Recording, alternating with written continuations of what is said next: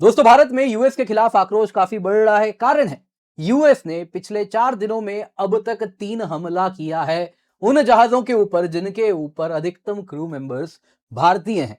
दोस्तों, इसमें जान भी जानी शुरू हो गई है। कल जो यूएस ने हमला किया है, उसके बाद अगर आप देखें तो 2 कंफर्म्ड डेड और तीसरे व्यक्ति अब तक मिसिंग है।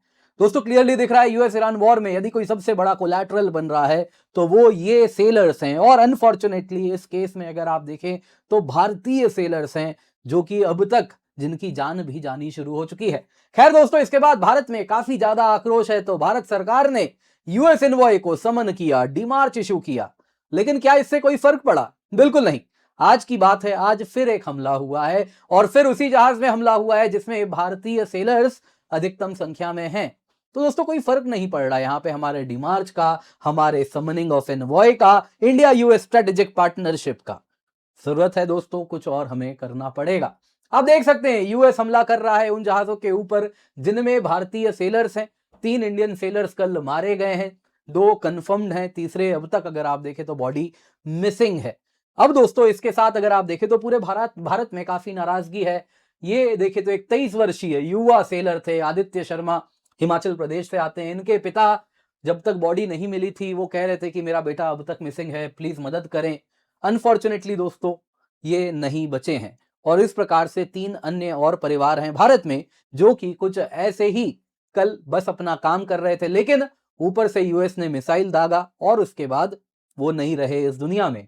यूएस दोस्तों, इसके लिए कहीं ना कहीं अगर आप देखें तो शर्मिंदा होने के बजाय क्या कर रहा है, आप देख सकते हैं, वीडियो निकाल रहा है। जी हाँ, यूएस सेंटकॉम ने ये वीडियो रिलीज किया कि कैसे उन्होंने एक मर्चेंट वेसल के ऊपर हमला किया है। ये वही जहाज है जिसमें 21 इंडियन मेंबर क्रू थे, जिनमें से 3 लगभग मारे गए हैं, 2 कंफर्म डेड हैं, तीसरे अभी भी मिसिंग है। आप देख सकते हैं, ये वीडियो भी रिलीज हुआ। मुझे नहीं लगता ये वीडियो आपको दिखाने का कोई मतलब है या आप इसे देखना चाहेंगे भी। खैर, जो भी है दोस्तों, इसके बाद अगर आप देखें तो भारत ने यूएस एम्बेसडर को समन किया। आप देख सकते हैं, विदेशी मीडिया वगैरह भी कवर करना शुरू कर दी। इंडिया ने डिप्यूटी चीफ ऑफ मिशन को अगर आप देखें तो एक डिमार्च भी इशू किया। उसके बाद क्या हुआ, आज अभी थोड़ी देर पहले का ये न्यूज है।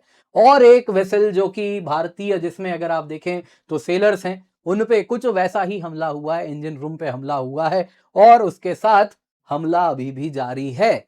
यानी कि हमारे डिमार्च, हमारे समन से कोई फर्क नहीं पड़ रहा यहां पर। आप देख सकते हैं दोस्तों, उसके बाद ये सब जो लंबा चौड़ा हमने भाषण दिया है ना, किनको समन किया तो ये भी आपको बता देता हूं। वैसे तो सर्जियो गौर को करना चाहिए था, लेकिन सर्जियो गौर वैसे तो आए दिन आपको कहीं पर इडली, कहीं पर डोसा तो कहीं पर वड़ा पाव खाते हुए दिखते हैं।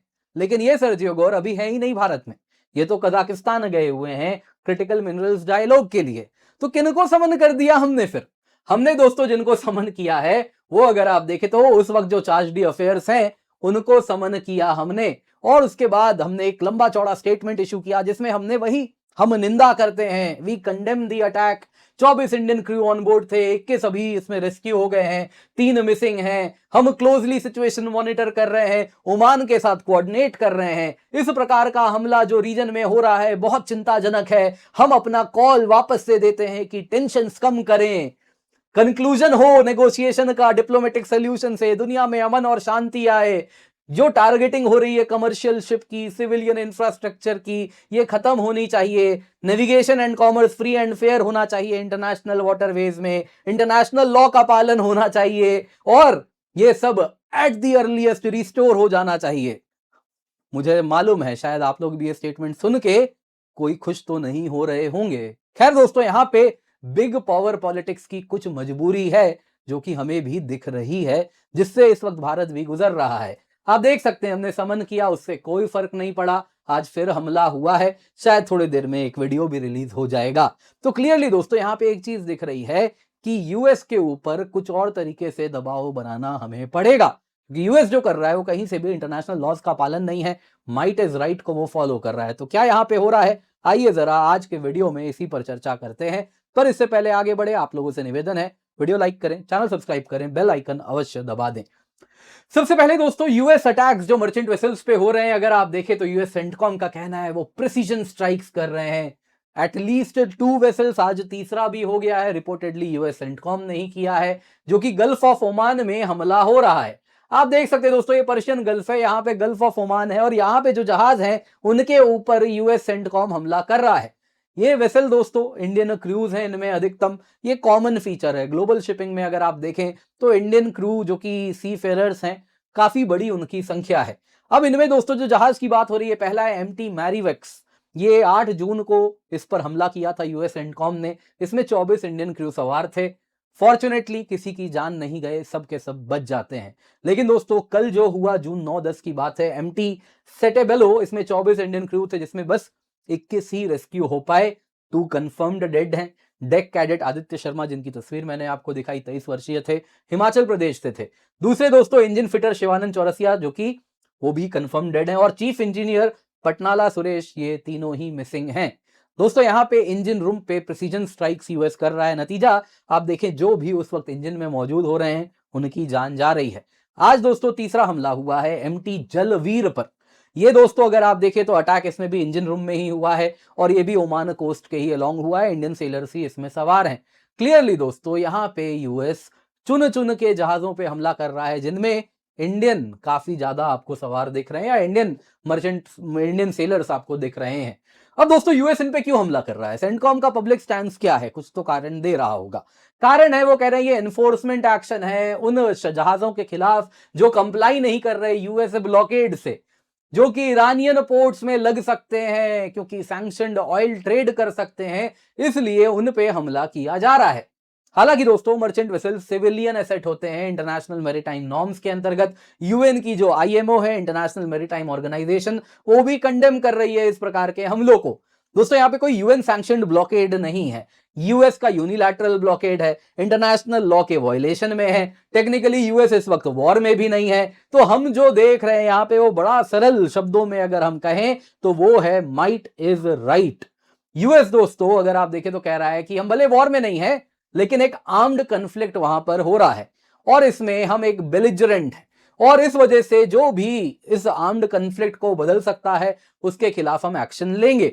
और यही लॉजिक उसने पास में भी यूज किया है जब सैंक्शंस इन्फोर्समेंट के नाम पे जहाज पकड़ लेता है, जहाज रोक रहा है। दोस्तों यहां पे वही कह रहा है कि हम अपने सैंक्शंस को प्रिसीजन इन्फोर्समेंट कर रहे हैं, जिसमें पहले वार्निंग देते हैं और फिर इंजन रूम में हमला करते हैं, जिससे जहाज वहीं रुक जाता है। और इसके साथ वो कहता है कि ये तो लॉफुल तरीका है जिसका वो पालन कर रहे हैं।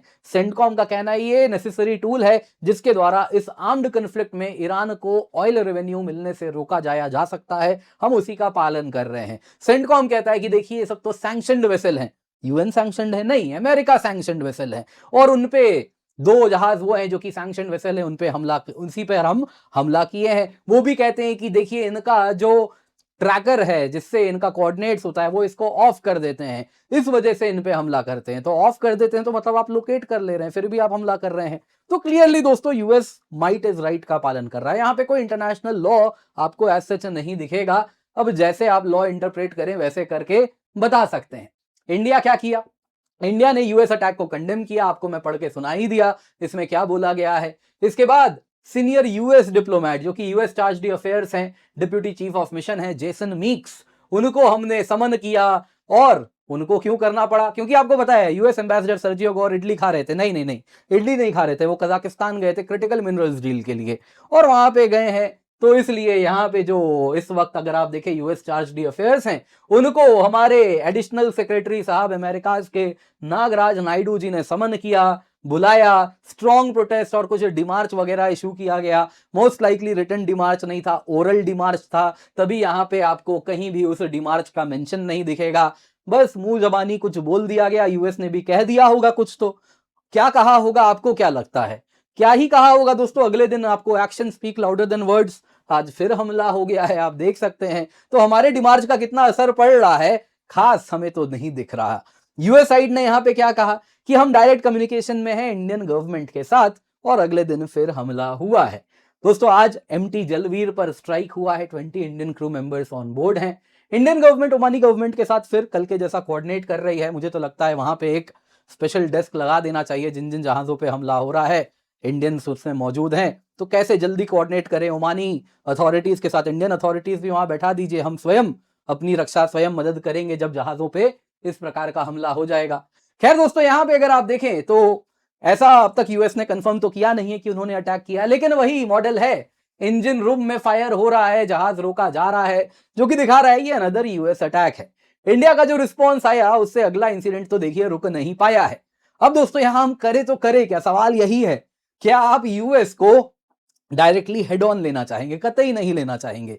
तो आप क्या कर सकते हैं, आपके पास एक ही रास्ता बचता है, डिप्लोमेटिक, जिसमें आप एस्केलेट करेंगे। अगला लेवल होगा EAM level, external affairs minister level पे होगा, डायरेक्ट कम्युनिकेशन होगा। Doctor S Jaishankar secretary Rubio को कॉल करेंगे, बोलेंगे कि आप जो कर रहे हैं हमारे लोगों में इसके लिए, यूएस के लिए बहुत ज्यादा नेगेटिव क्रिटिसिज्म हो रहा है, आपके हमारे रिश्ते इससे इंपैक्टेड हो सकते हैं, सोचिए क्या आपको उस तरफ जाना है। यूएस दोस्तों यहां पे एक चीज क्लियरली दिख रही है, मुझे नहीं लगता उसको खास फर्क पड़ने वाला है।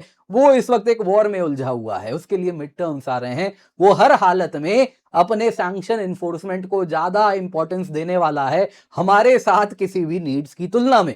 तो ये खास फर्क नहीं देने वाला। हाँ, आप कहने को एक लिमिटेड नेवल प्रेजेंस भी वहां लगा सकते हैं, जो कि सिग्नल करेगा कि हम मॉनिटर कर रहे हैं, लेकिन तब भी आप डायरेक्ट कन्फ्रंटेशन तो अवॉइड करना चाहेंगे। क्लियरली दोस्तों दुनिया जिस तरफ जा चुकी है वो एक ही है, माइट इज राइट। अगर आपके पास शक्ति है तो आप कुछ भी कर सकते हैं। तो ऐसी दुनिया में ये सारी चीजें आने वाले दिनों में और दिखेंगी, जब तक आपका डर सामने वाले के मन में ना आ जाए। दोस्तों यहां पे वो डर पैदा करने में अभी काफी साल लगने वाले हैं, भारत को काफी आगे अभी बढ़ना है। तो फिलहाल क्या कर सकता है भारत, आपको क्या लगता है, कमेंट में अवश्य बताइएगा।